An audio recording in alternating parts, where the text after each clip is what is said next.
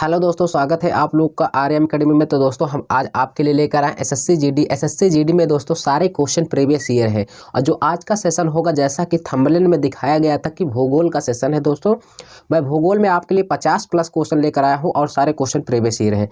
तो दोस्तों अगर आप हमारे इस आर्यम एकेडमी चैनल पर नए हैं तो चैनल को जरूर सब्सक्राइब करिए दोस्तों, सपोर्ट करिए। आइए देखते हैं क्वेश्चन को स्टार्ट करते हैं। क्वेश्चन हमारा पहला क्या है, पवनों का देश कहे जाने वाले देश की पहचान कीजिए। अर्थात पवनों का देश किस देश को कहा जाता है, आपका क्वेश्चन यही है। तो पवनों का देश किसे कहा जाता है, तो अब यहाँ पे इसका सही आंसर जो होगा दोस्तों, यहाँ पे पवनों का देश कहा जाता है डेनमार्क को। ठीक है, तो यहाँ पे आपको पता चला कि डेनमार्क को क्या कहा जाता है, पवनों का देश कहा जाता है। ठीक है, और मैं यहाँ पे आपको बता दूँ कि जर्मनी की राजधानी क्या है दोस्तों, जर्मनी की राजधानी है यहाँ पे बर्लिन हो जाएगी। ठीक है, तो जर्मनी की राजधानी बर्लिन हो जाएगी। ठीक है, तो चलिए यहाँ पे आगे देखते हैं और उस क्वेश्चन को भी क्लियर करते हैं। यहाँ पे हमारा जो नेक्स्ट क्वेश्चन है ये रहा स्क्रीन पर, और देखिए बताइए क्या कह रहा है। कह रहा इनमें से कौन सा भूकंपीय तरंगों का एक प्रकार है। देखिए बहुत पढ़ा है पर क्वेश्चन कैसे पूछ रहा है।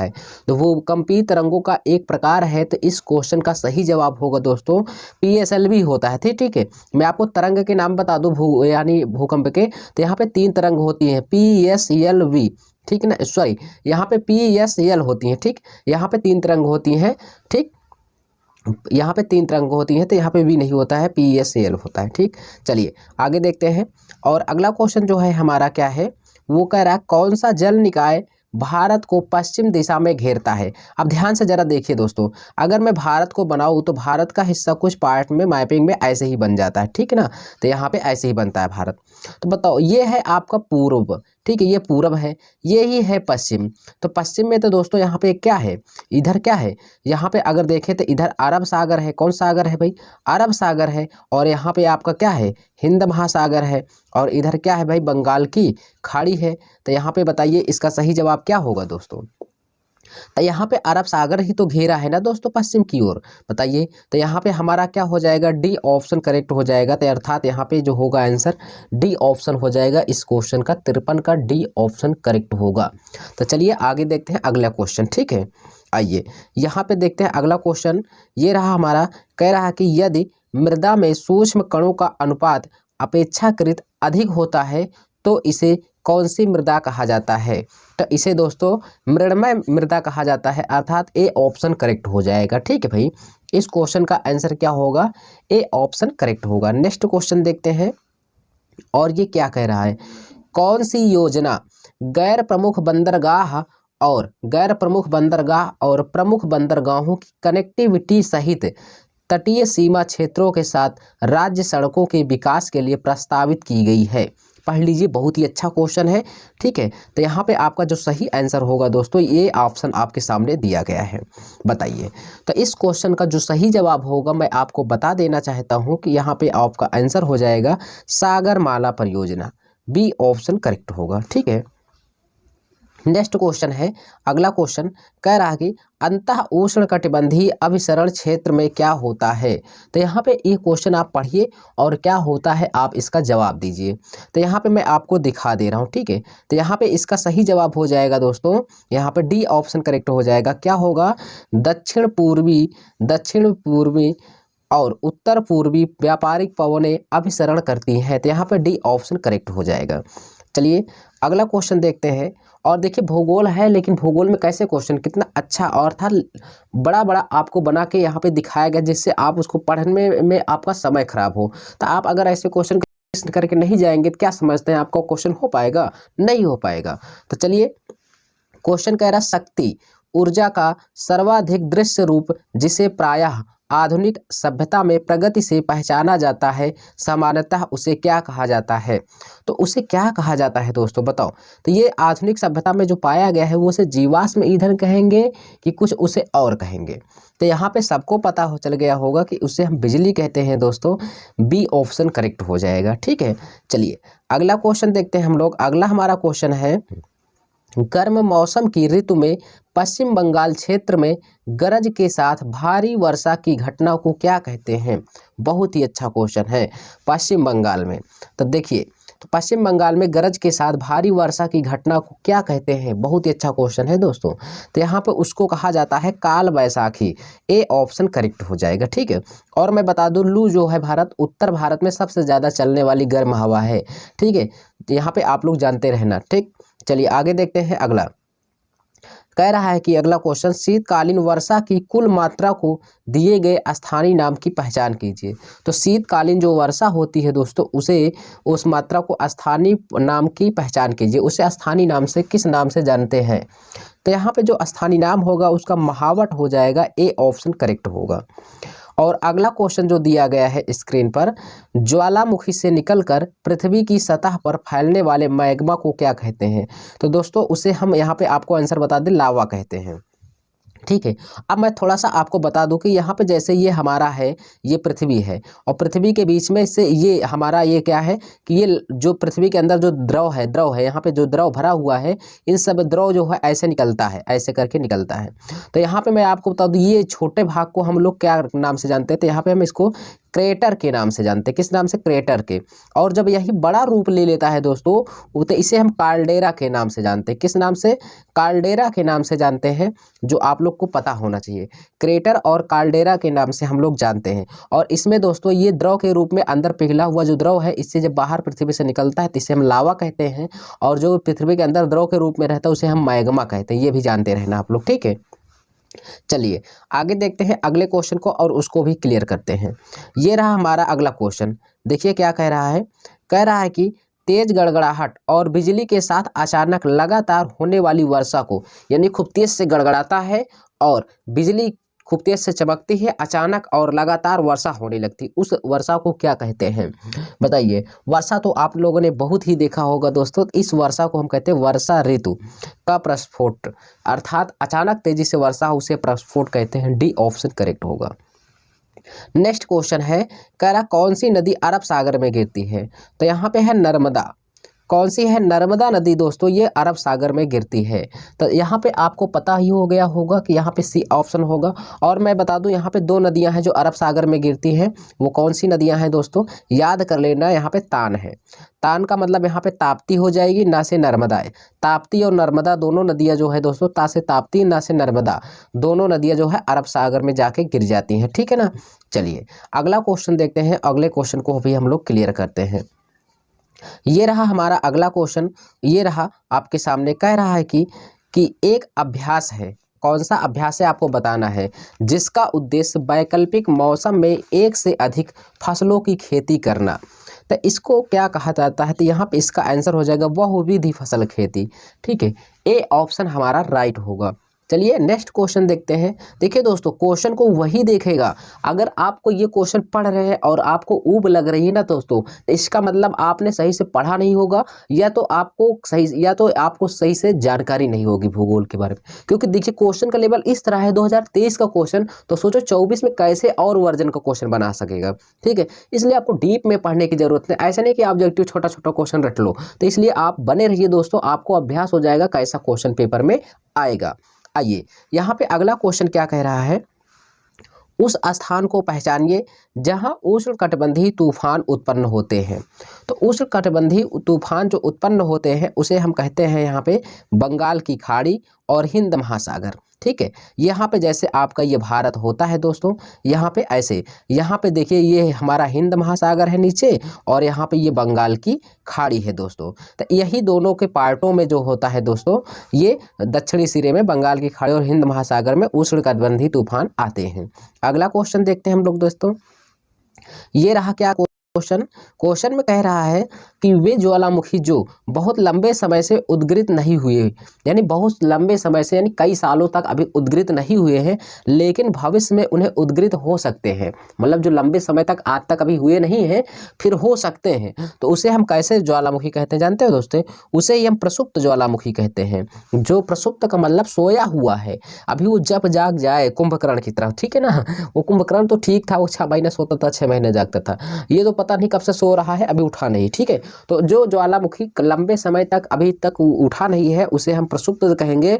और यहाँ पे एक सक्रिय ज्वालामुखी होता है दोस्तों। सक्रिय मतलब जो बार बार, जैसे आपके साथ कोई दोस्त होता है, बात बात पे वो बिगड़ जाता है, ठीक है, ज्वालामुखी की तरफ फूटता है। तो जो ज़्यादा जल्दी जल्दी ज्वालामुखी फूटता है, उद्गार होता है, उसे सक्रिय ज्वालामुखी कहते हैं, ठीक है। और एक यहाँ पे होते हैं मृत ज्वालामुखी। सब दोस्तों याद कर लीजिए, ठीक है। तो 3 ज्वालामुखी मैंने बताया, सक्रिय दोस्तों, एक प्रसुप्त मतलब जो लंबे समय तक अभी है, अब भविष्य में उद्गार हो सकता है। लेकिन एक मृत ज्वालामुखी है दोस्तों, जो क्या है कि वो मृत है, मर गया है, वो उठेगा नहीं, ठीक है ना। इसका कहने का ये मतलब है कि वो अभी तक ही ना तो उद्गार हुआ है, ना तो भविष्य में उद्गार होगा। तो ऐसे ज्वालामुखी होते हैं, ठीक है ना। तो यहाँ पे इसको हम मृत ज्वालामुखी भी कहते हैं। चलिए नेक्स्ट क्वेश्चन देखते हैं। अगला क्वेश्चन क्या है, कह रहा जल विद्युत उत्पन्न करने के लिए आप निम्नलिखित में से किस स्थान पर बड़े बांध बनाते हैं। तो बड़े बांध जो हम लोग बनाते हैं दोस्तों, ये सब कहाँ पर बनाते हैं बताइए। तो ये सारे बांध हम लोग दोस्तों जो बनाते हैं ना, वो सब बनाते हैं कहाँ पर, पहाड़ी क्षेत्रों में, ठीक है। तो बी ऑप्शन हमारा करेक्ट हो जाएगा, ठीक है। तो चलिए यहाँ से हम देखते हैं अगला क्वेश्चन और उस क्वेश्चन को भी क्लियर करते हैं। ये रहा अगला क्वेश्चन, देखिए भूकंप। प्राकृतिक भूकंप पृथ्वी की किस परत में होती है। तो प्राकृतिक जो भूकंप होती है पृथ्वी के किस परत में होती है, तो ये पृथ्वी के किस मंडल में होती है, यानी मध्य मंडल में होती है कि स्थल मंडल में, आपको बताना है। तो ये दोस्तों जो होती है ना, ये आपका होती है, जानते हैं कहाँ पर, ये होती है स्थल मंडल पर। मध्य मंडल में चले जाएंगे ना दोस्तों, वहाँ पे कहाँ पृथ्वी पाएंगे यार, ठीक है ना।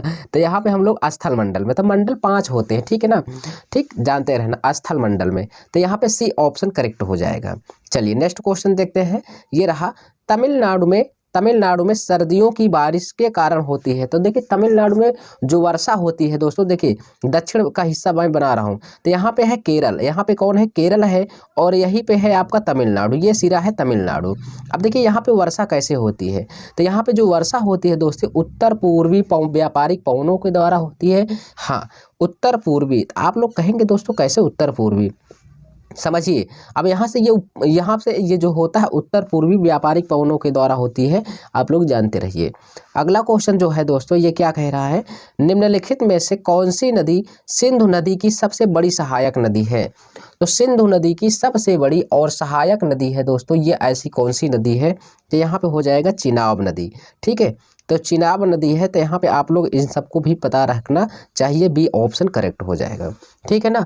तो चलिए, चिनाब नदी को किस नाम से जाना जाता है, तो यहाँ पे आप सभी को पता होना चाहिए, ये भी आपको जानकारी होना चाहिए, आप याद कर लीजिए। चलिए आगे देखते हैं। ये रहा, रबी फसलों की खेती निम्न में से क्या सहायक होता है।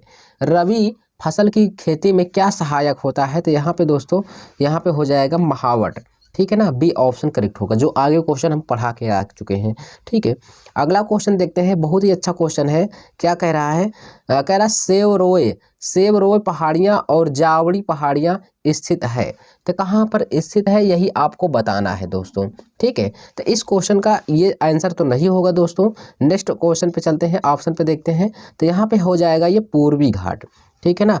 ये कौन सा घाट हो जाएगा दोस्तों, पूर्वी घाट हो जाएगा, जो कि यहाँ पे आपका क्या हो जाएगा, करेक्ट हो जाएगा, पूर्वी घाट, ठीक।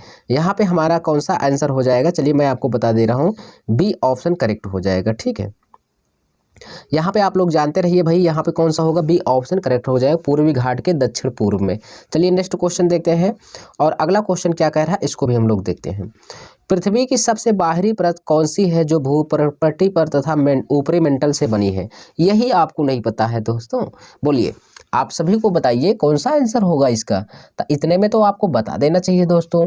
इस क्वेश्चन का हो जाएगा आंसर बी, जो स्थल मंडल होता है, ठीक है ना। चलिए नेक्स्ट क्वेश्चन देखते हैं यहाँ से। ये रहा अगला क्वेश्चन, कह रहा है कि कौन सा कृषि का उत्पाद है। तो कृषि का उत्पाद दोस्तों, यहाँ पे आप सभी को पता है कि फसल होती है, मशीन तो उत्पादन करते नहीं सब अपने अपने खेतों में मशीन बो दे, कोई साइकिल बो दे, कोई ट्रैक्टर बो दे, पता लगे साइकिल ट्रैक्टर ही ट्रैक्टर हो जाए, ठीक है ना। हाँ, कोई तो फ़ोन ही लगा दे कि उसके खेत में मार फ़ोन हो जा पा रहा है। यहाँ पे ऐसे नहीं है, हम सिर्फ फसल से फसल को हम ला सकते हैं, ठीक है। ए ऑप्शन करेक्ट होगा। अगला क्वेश्चन देखते हैं, अरंडी। ये क्वेश्चन कई बार आया, अरंडी के बीज में क्या भिन्नता होती है, बोलो। यहाँ पे ये क्वेश्चन बोलो, यह ना तो रबी है ना तो खरीफ है, कि यह रबी है और खरीफ दोनों फसलें हैं। बहुत ही प्यारा क्वेश्चन है दोस्तों, और ये कई बार आपके पेपर में आ भी चुका है। ठीक है, इसका सही जवाब हो जाएगा यह रबी और खरीफ दोनों फसलें हैं। ठीक है, अर्थात सी ऑप्शन करेक्ट होगा। अगला क्वेश्चन 75 नंबर, कह रहा है किस ऋतु में उत्तर पूर्वी व्यापारिक पवन भारत में प्रबल होती हैं। तो यहाँ पे ये देखो दोस्तों, अभी अभी मैंने आपको ये क्वेश्चन क्लियर करा के आया था कि यहाँ पे ये जो है ये शीत ऋतु है दोस्तों। यहाँ पे डी हो जाएगा। उत्तर पूर्वी व्यापारिक पवनें, उत्तर पूर्वी जो व्यापारिक पवनें चलती हैं ना, इसी के कारण तमिलनाडु क्षेत्र में क्या होती है, वर्षा होती है। कब, जाड़ों में, ठंडी में। ठीक है, डी ऑप्शन करेक्ट होगा। अगला क्वेश्चन देखते हैं, भौगोलिक, कह रहा भौगोलिक दृष्टि से भारत का सबसे छोटा राज्य कौन सा है। तो भौगोलिक की दृष्टि से भारत का सबसे छोटा राज्य गोवा है। गोवा की राजधानी क्या है दोस्तों, तो गोवा की राजधानी है पणजी। आप लोग जानते रहना, ठीक है ना, समझ में आया। क्षेत्रफल की दृष्टि से सबसे छोटा राज्य है। और यहाँ पर एक बंदरगाह है जो दोस्तों मर्म गोवा बंदरगाह कहा जाता है। ठीक है ना, मर्म गोवा बंदरगाह कहा जाता है। यहाँ पे इसको जानते रहिए। अगला क्वेश्चन है दोस्तों, ये रहा हमारा, निम्नलिखित में से कौन सा भारत में ग्रीष्मकालीन फसल मौसम है। तो ग्रीष्म, गर्मी के समय में फसल है, तो गर्मी के समय में जो फसलें होती है वो कौन सी है, तो ये आपको बताना है। अगर आप इसको नहीं बता पाते हैं तो जान लीजिए कि आप बेकार है, जायद फसल हो जाएगा। ठीक है, बी ऑप्शन करेक्ट। जायद फसल का मतलब जिसमें पानी होती है, जैसे तरबूज, खरबूजा, ककड़ी, ये सब हो गए ना जायद फसल।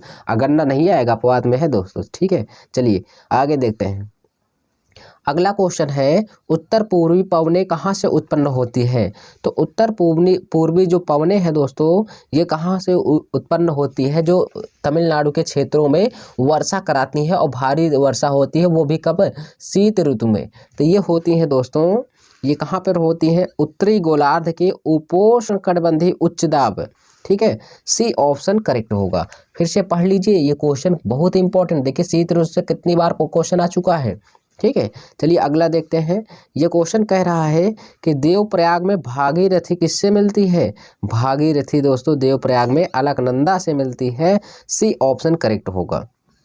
अगला क्वेश्चन, और क्या कह रहा है, क्वेश्चन कह रहा है भारत में अंतर्देशीय जलमार्ग के विकास, रख रखाव और प्रबंधन की देखभाल कौन करता है, बताइए।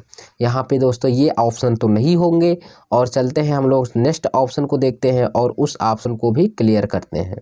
ये रहा हमारा, यहाँ पे आंसर हो जाएगा सी ऑप्शन। तो यहाँ पे यही आपका आंसर हो जाएगा।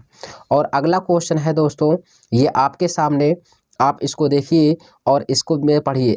कह रहा पश्चिमी समशीतोष्ण चक्रवातों के कारण सर्दियों के महीने में की उपलब्धता रबी फसल की सफलता में मदद करती है। तो कौन मदद करती है दोस्तों, ये आपको कमेंट बॉक्स में कमेंट करके हमें बताना है दोस्तों। ठीक है, मैं बता दूं कि अगर आप आर्यम एकेडमी चैनल पर नए हैं दोस्तों, तो चैनल को जरूर सब्सक्राइब कर लीजिएगा। और ये क्वेश्चन का आंसर वही बंदा देगा, वही बच्चा देगा जो हमें यहाँ पर शुरू से लेकर अंत तक बना रहा, और उसे ज़रूर भी समझ में आ जाएगा कि क्वेश्चन का लेवल क्या है, हमने कहाँ तक पढ़ा है, और मुझसे हो नहीं पा रहा है या मुझसे हो जा रहा है, तो उसको आइडिया लग जाएगा। ठीक है, तो इस क्वेश्चन का आंसर आप हमें कमेंट बॉक्स में दीजिएगा। हम मिलेंगे नेक्स्ट वीडियो में, तब तक के लिए दोस्तों धन्यवाद।